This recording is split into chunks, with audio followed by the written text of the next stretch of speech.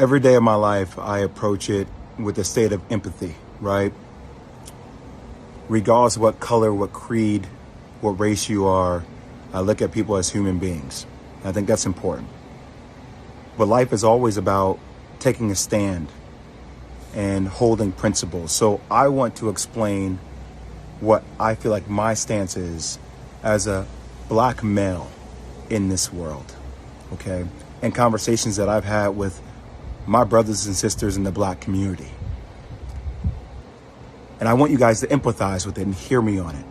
So when I hear what Kyrie Irving has to go through in order to be reinstated, I'm appalled.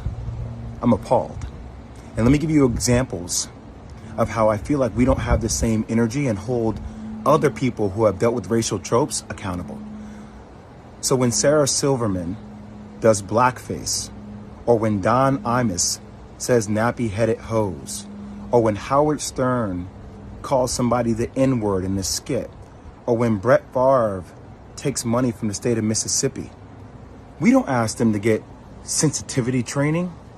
We don't ask them to donate $500,000.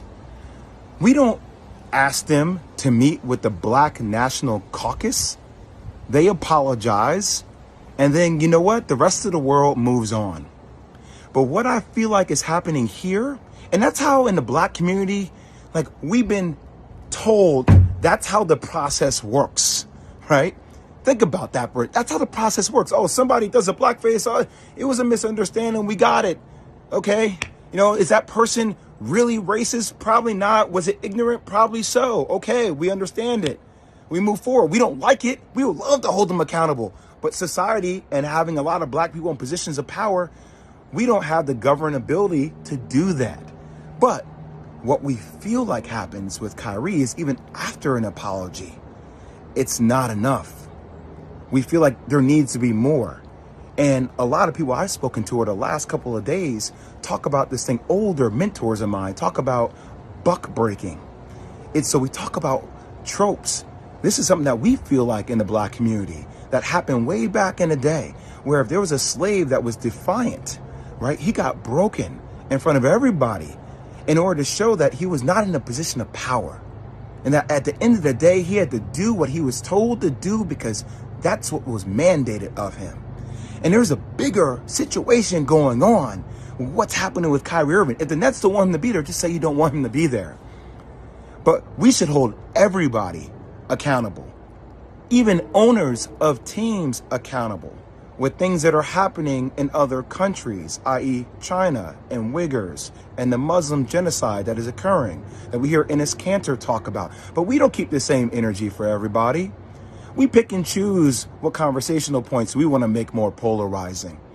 And I might lose my job. I might lose deal opportunities in the future for speaking out about even the platforms that continue to promote and profit a movie that is considered anti-Semitic to billions of people. They don't have to be accountable. Who is accountable? But we're going to put everything on the shoulders of Kyrie Irving, who, even though he said, I cannot be anti-Semitic because if I know where I came from, stating that he's one of the 4 lost tribes. He's saying that blacks and Jews come from the same entity, the same thing. But we don't want to understand nuance. We want to be triggered by words. And we like fire. And we like things that are, going viral on social media. And everybody has some kind of hot take. And we're calling people idiots. And we're calling people names because that's what we do. We just destroy each other. I ain't going to destroy each other, man.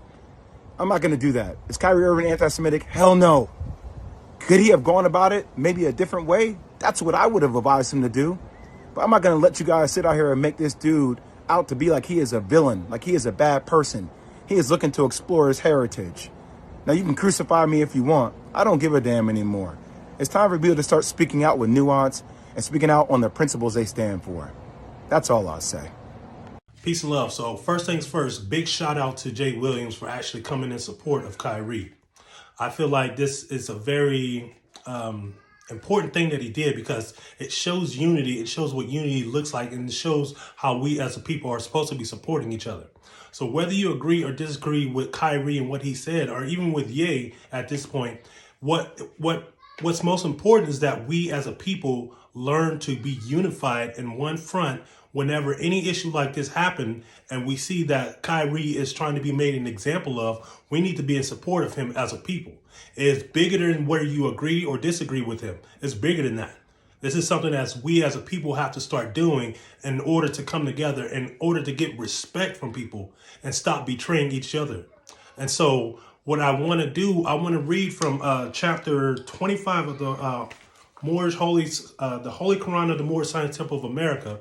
And I want to read it because it's something that's very pertinent and it pertains to us as a people. So here it is. It's called the Holy Covenant of the Asiatic Nation. Ye are the children of one father, provided for by his care, and the breast of one mother has given you suck. Let the bonds of affection therefore unite thee with thy brothers, that peace and happiness may dwell in thy father's house.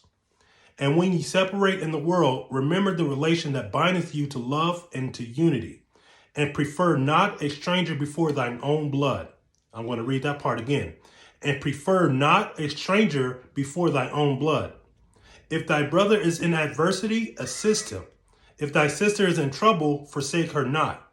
So shall the fortunes of thy father contribute to the support of his whole race, and his care be continued to you all, and your love to each other.